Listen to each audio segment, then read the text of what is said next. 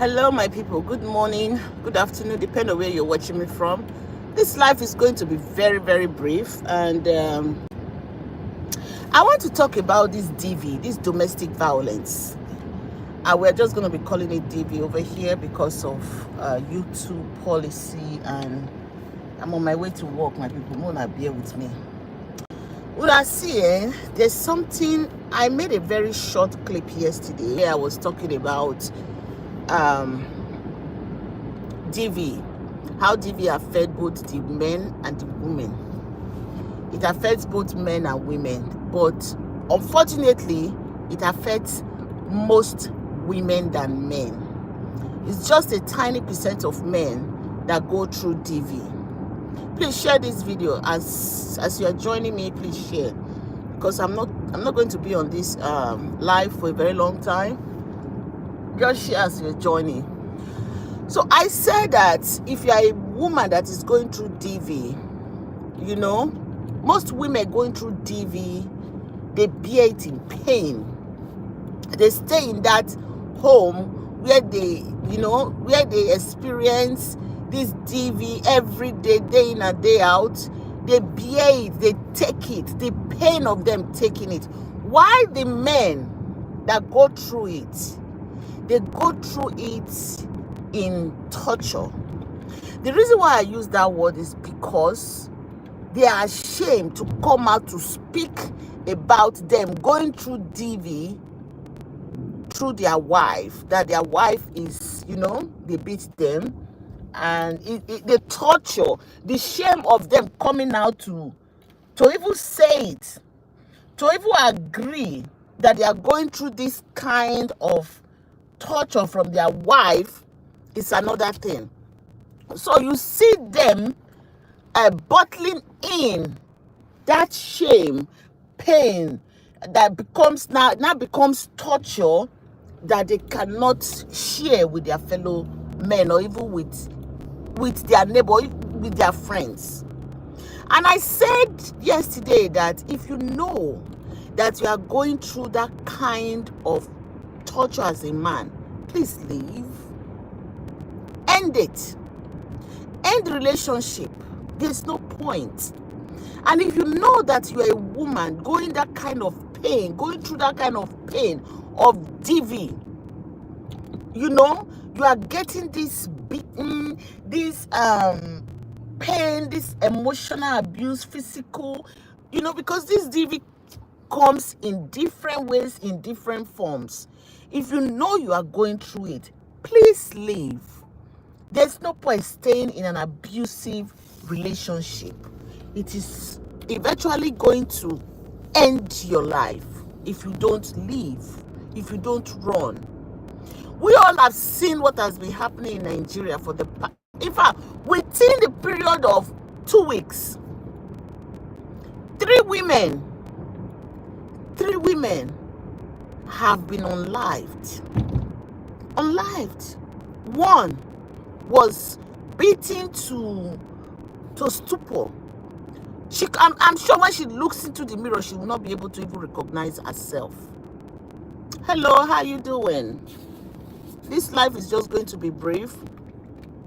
Hi, I'm talking about domestic violence in Nigeria, because so many men now, I'm just going to say maybe a percentage of 1% or 0.1%, they are ending their wives' lives through domestic violence. They unlife their partner's life through DV. I call it DV because of YouTube policy. So they end they take the life that they did not give, they did not create. They are taking those lives. And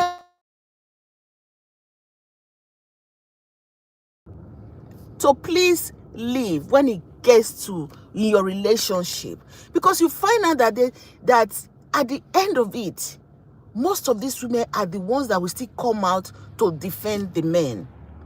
This particular lady now that we're talking about, I'm going to eventually put her picture over there. She is now defending the husband, telling women telling Nigerians to leave her and her husband alone after her husband beat her so much that her both eyes were so swollen. She was, that red thing, the BLOOD, coming out from her nose and everywhere. I can't post those kind of pictures.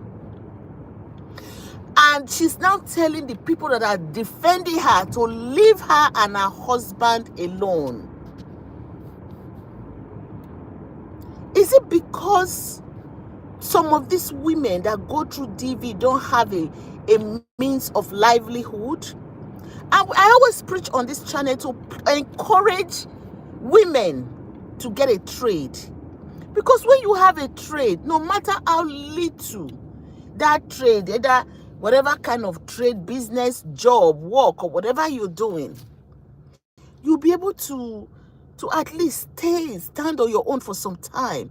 If you are the kind that is going through this kind of physical, emotional, and mental abuse. We see where, the same Nigeria, where a gospel singer, alleged gospel singer, called himself a gospel singer. Well, he's into so many things. Today we say he's a gospel singer. Tomorrow we say he's a cryptocurrency agent or whatever. He's into so many trades that we don't even know which one to attach him to. So he he took the life of his girlfriend just because he assumed that this woman was cheating on him. Just you assume that a woman, your girlfriend, is cheating on you, then you decide to take that woman's life that you did not give. I still cannot fathom why such women will continue to be in those kinds of relationships. And when you come out to speak for them, when you come out to defend them, when the law arrest their partner, they will be the first to come out to defend their partner and say, oh, leave him alone. I'm enjoying the relationship that way. You know the reason why it's like that in Nigeria?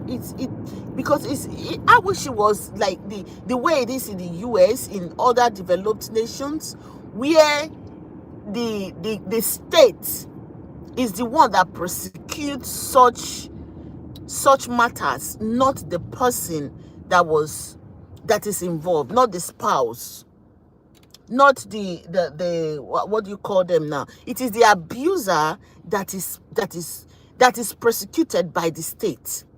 I wish it was like that, because you see the reason why some of these women come out to defend their partner that continuously abuse them. They come out to tell the state, leave him alone. Tell the police and people that are trying to help her, leave him alone. The reason why they do that is because of fear, the consequences, what they are going to get, the backlash from the public, from the likes of their husband, from the likes of the families of the husband. They might probably get, end. Somebody might just come end their lives. So you see them out of such fear coming to defend their abuser.